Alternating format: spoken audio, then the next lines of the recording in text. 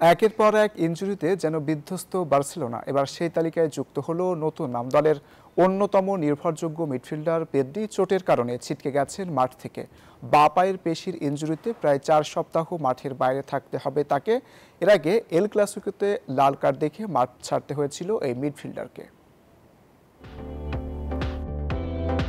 দিন যত গড়াচ্ছে ততই যেন চোটের ছোবল আরো গভীর হচ্ছে বার্সেলোনায়। এবার সেই তালিকায় যোগ হলো দলের অন্যতম নির্ভরযোগ্য মিডফিল্ডার পেদ্রি। কাতালান ক্লাবটি বুধবার এক বিবৃতিতে জানিয়েছে পেদ্রির বাঁ পায়ের পেশিতে চোট ধরা পড়েছে।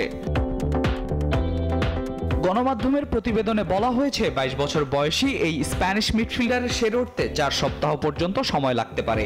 ফলে দলের পরবর্তী 3টি ম্যাচে মাঠে দেখা যাবে না তাকে।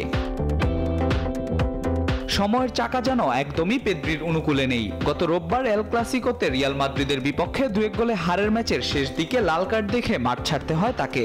আর সেই ম্যাচের পরেই ধরা পড়ল নতুন চোট। মৌসুমের শুরু থেকে ইনজুরিতে ভুগছে বার্সেলোনা।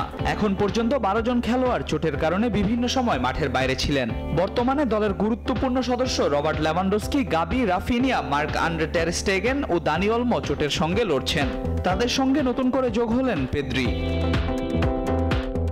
ম্যাচের ফলাফল বিচারেও ভালো সময় যাচ্ছে না কাতালানদের। অক্টোবরের শুরুতে টানা 2টি ম্যাচ হারের পর আন্তর্জাতিক বিরতি থেকে ফিরে জিতেছিল 2 ম্যাচ। তবে মৌসুমের প্রথম এল ক্লাসিকোয় আবারও ব্যর্থ হতে হয়েছে হান্সি ফ্লিকের দলকে।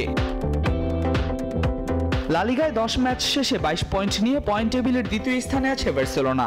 তাদের চেয়ে 5 পয়েন্ট বেশি নিয়ে শীর্ষে অবস্থান করছে রিয়াল মাদ্রিদ।